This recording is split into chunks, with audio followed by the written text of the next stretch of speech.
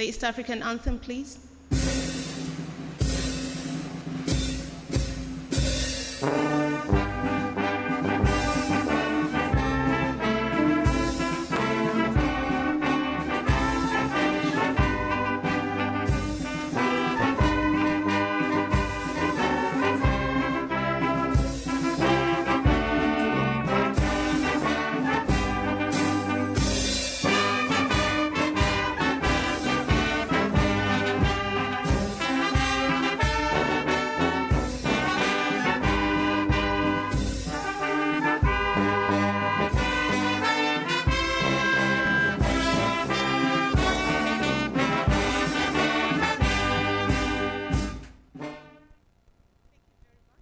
Very much. You may now be seated, please.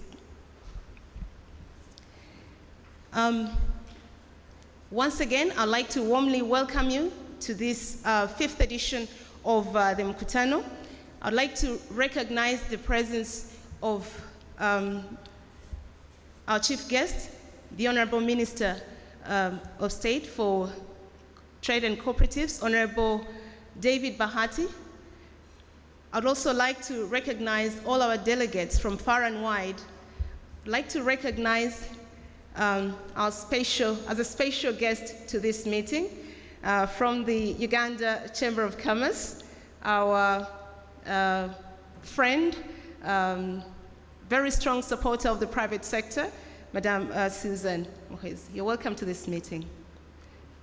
Oh, sorry. Olive, I'm sorry, Olive. This meeting is a gathering of purpose, just like the name suggests.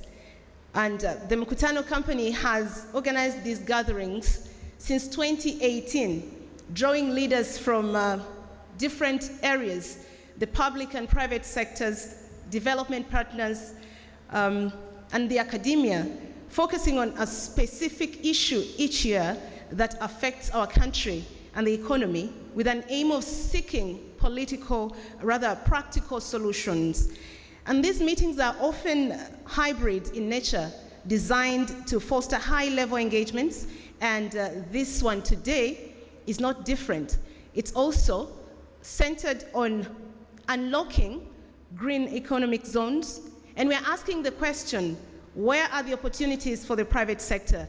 And this is the discussion that we shall be having during our entire interaction here today. Green economic zones, we may all know that they offer private sector investors an opportunity to invest in sectors such as renewable energy, sustainable agriculture, ecotourism, and sustainable industrial practices. We might as well be aware by now that the government of Uganda, through the Ministry of Trade, Industry and Cooperatives, has already developed and finalized guidelines for the green economic zones, and these will soon be ratified. I hope we get an update from the Honorable Minister about how soon this ratification will happen. But this framework, most importantly, must be clearly understood by all stakeholders, including development partners that we have here this morning, investors that we are glad to host here as well, the media, and all other stakeholders, including the local population, hence the purpose for this meeting today. The panel discussions during this 5th edition of the Economic Mkutano will, among other things, focus on how this green economic zone framework can be implemented at the park level, investor perspective, and of course, we shall be benchmarking on opportunities and challenges envisaged. So we hope to have this meeting demonstrate that operationalization of the green industry is actually achievable and is indeed an integral part of the process if Uganda is to access global markets. So before I invite Mr. David Ofungi, who is the curator of this company, and I like to tell the audiences that this is the brainchild of the Economic Mkutano company. So it's only natural that we hear from him as the team leader for the Mkutano company to make his opening remarks and also welcome you to this very important meeting. But most importantly, allow me to welcome our online audience. We shall be live streaming this meeting, and also thank and recognize all our partners who have actually made this meeting possible. And they include Gatsby Africa. I know that we are well represented here. Stanbic Bank, we shall be talking opportunities for financing these initiatives, and so we shall hear from experts on where the financing opportunities are and what we need to know to do as stakeholders. MasterCard Foundation, Private Sector Foundation, of course, NSSF, UNCDF, and the European Union, among others. You are all warmly welcome to this meeting. So, ladies and gentlemen, at this point, allow me to welcome onto the podium Mr. David Ofungi to make his opening remarks.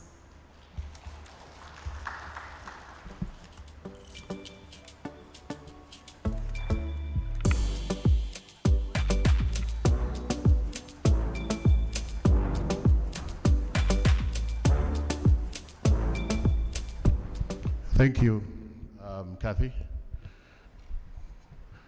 Kathy is a journalist. She's from the media, a newsreader. So sometimes she gets into character. And she's done me a favor by highlighting some of the key points.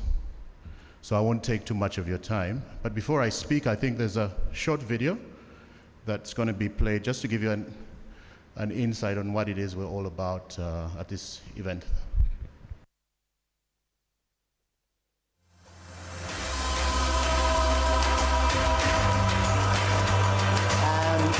To be part of this discussion.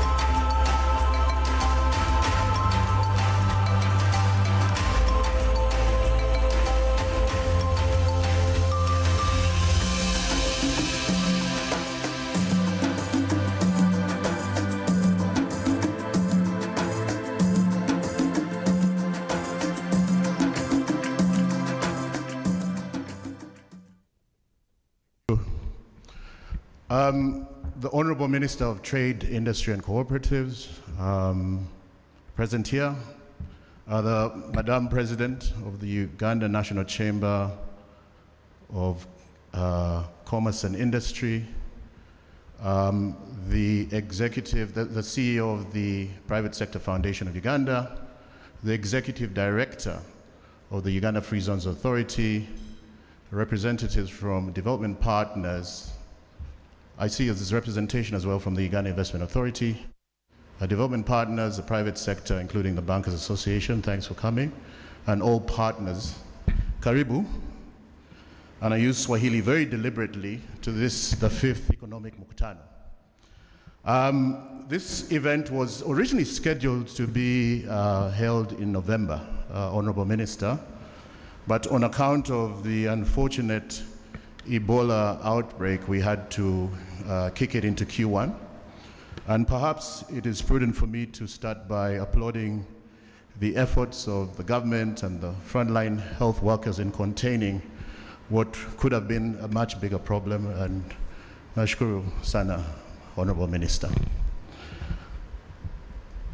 The Ministry of Trade, Industry and Cooperatives, as we know, is at the front line, at the core, pushing the investment in industry and the trade aspect of our economy. And that's very poignant right now because the current phase of the development plan emphasizes inclusive industrialization. So effectively, the core implementer of our development plan in that respect is your ministry. We have, over the years, recognized the fact that the policy discussions is not something that we need to cover. There's sufficient policy and regulatory environment with respect to industrialization the onboarding of investors, financing through the PPP Act, the capital markets, and current reforms in the banking sector, which the Bankers Association will speak to. I think everyone in this room appreciates government's effort in regards to the policy environment. However, I think it's time, and you will agree, Honorable Minister, that it's time for the private sector to step up and really take advantage of the climate that's being created.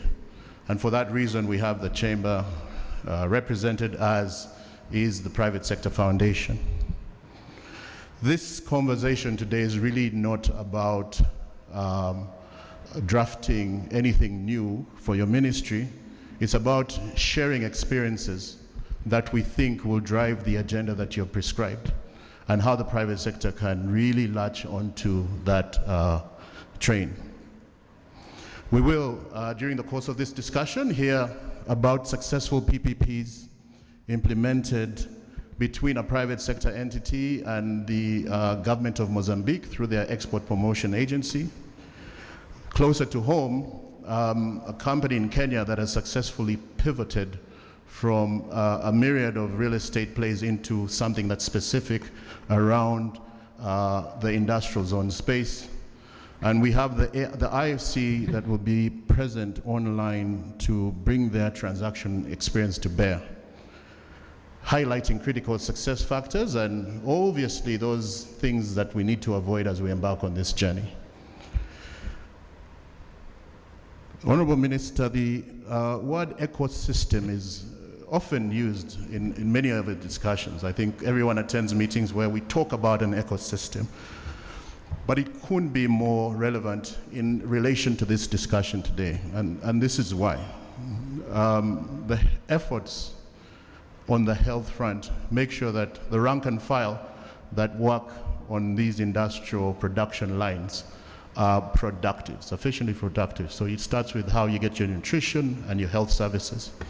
Over and above that, the population needs to be educated, continuously skilled, and have a decent pool of services.